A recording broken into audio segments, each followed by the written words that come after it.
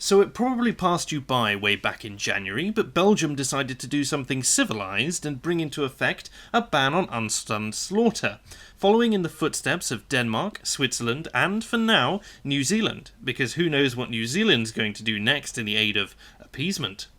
Naturally, this has affected a certain set of religious groups much more than the general population, namely the Jewish community and the Muslims. The European Jewish Congress have called this the greatest assault on Jewish religious rights in Belgium ever since the Nazi occupation, which I think is a bit of a stretch, and I hate to break it to you, Jewish Congress, but animals have certain rights under a humane society, and let's be real, the mass slaughter of animals by ritual sacrifice in a manner that causes very avoidable suffering is a little bit barbaric for the current age, don't you think? I'm sure you can say your blessings and so on over the meat, or have some non-violent way of consecrating your meals.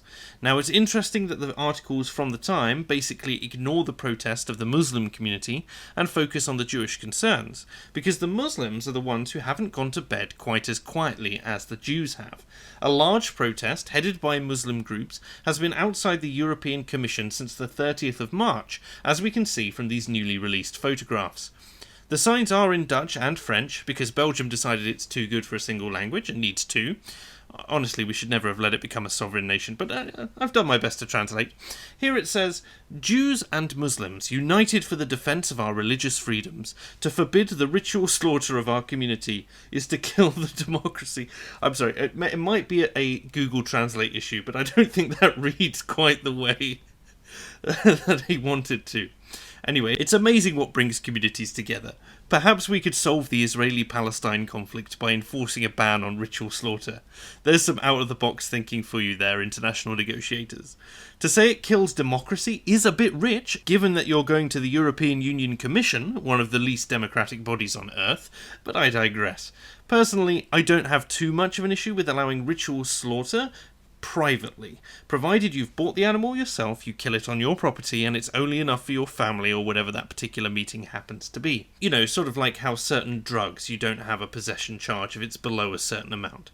I'd still condone it morally, I wouldn't participate myself, but property rights, personal freedoms, and all that. However, the industrialised ritual slaughter of most of the meat in the country, in fact, internationally, I mean, we've got a huge issue with it in Britain, for instance. Anyway, in a way that takes all of the responsibility out of the individual's hands and completely ruins the point of a ritual as a personal consecration before God, removing that and ensuring stunning to alleviate the pointless suffering of animals, I can get behind 100%, and in a majority secular nation like Belgium, there is absolutely no killing of democracy to be had within this decision.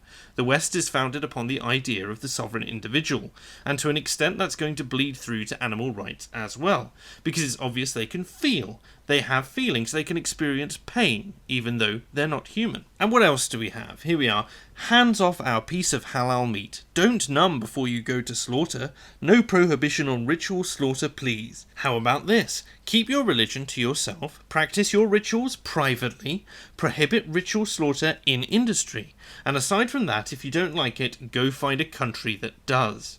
I hear Saudi Arabia's nice this time of year. Because, overwhelmingly, the public supports the notion of stunned slaughter over ritual sacrifice when asked about it. You hide behind the name halal, and the methods are hidden away because we're so used to Western products being nice little meat shapes rather than having the animals on display.